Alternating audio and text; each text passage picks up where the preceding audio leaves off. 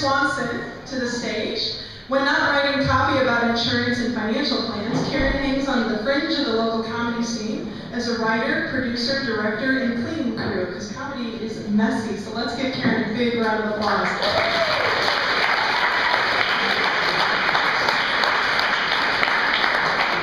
Thank you very much. What a great lineup of speakers. Give them another round of applause. I'm very impressed.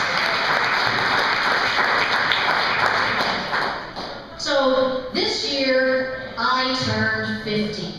And I'm really very excited to tell all of you that for the first time, just now in fact, I was able to say that without crying. I have been practicing since January. Yay me!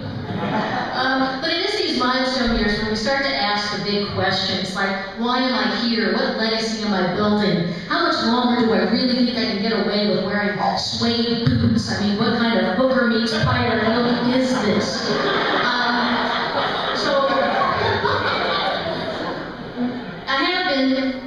So I came here. These questions led me here because for the last 15 years, my hobby of choice has been stand-up comedy.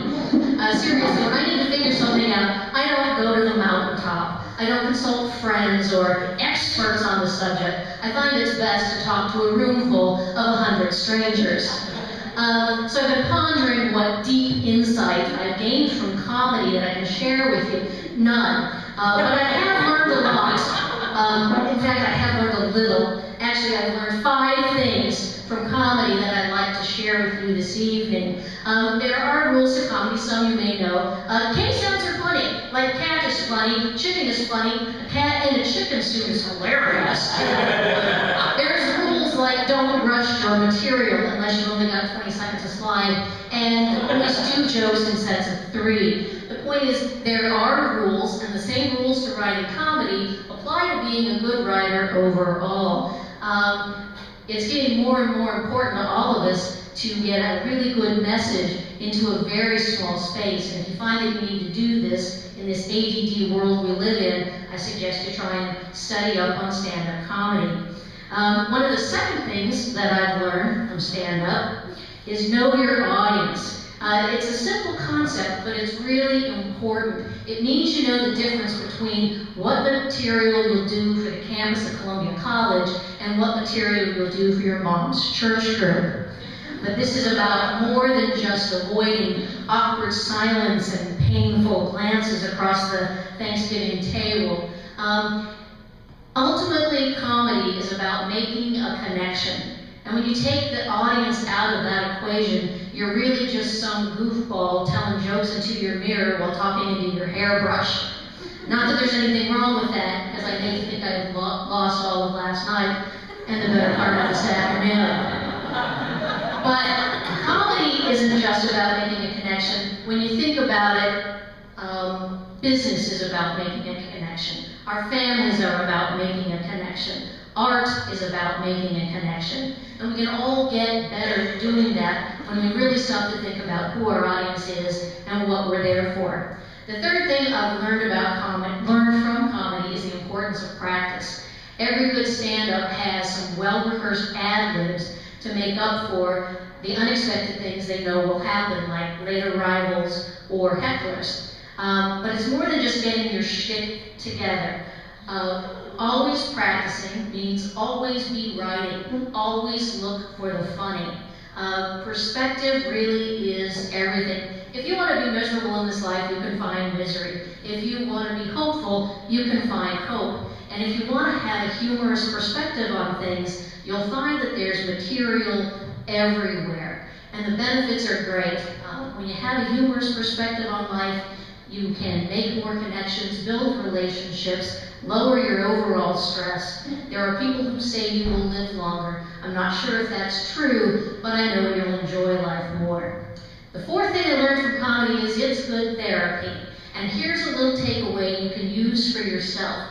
For me, I've learned that even the most compassionate of friends and family members get tired of our bitching, moaning, whining, and complaining. But if you add a few punchlines to all of that, strangers will buy you drinks.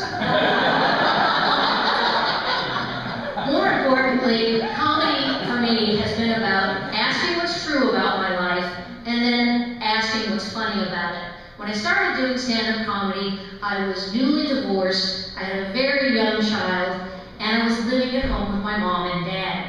Don't get me wrong, I wallowed in self-pity a lot, and I was good at it, and I still am. But I found that when I started taking a break from all of that, separating myself from it, looking at it for what it was, laughing at myself a little bit, if anything else, it was a good break from reality, and it was less scary when I returned. The most important thing I learned was how to fail. I know it's the most important thing I've learned because I've had the opportunity to do it so often. The most epic of failures in the history of failures was the night that Karen Swanson graced O'Malley's green room in beautiful Lincoln, Nebraska. I had a great set back then, and some good jokes too. And all the material fell flat. We left that night. They looked at the feature after. They said, "You were hilarious." They looked at the headliner and said, "My cheeks still hurt." They looked at me and said, "Where did I park?" It was very painful to avoid that. And quite frankly, it was one of the best nights of my life. Seriously, I spent the whole drive home, and it was a long drive, thinking, how can I get better? What do I do differently the next time? Let's face it, it's easy to love a job when the checks are rolling in. It's easy to love the people in our lives when they're not pissing us off. But the things you love when it totally sucks, I mean, really deflates your ego, that's when you know you really care. And that kind of love is hard to find, but it feels great when you finally do.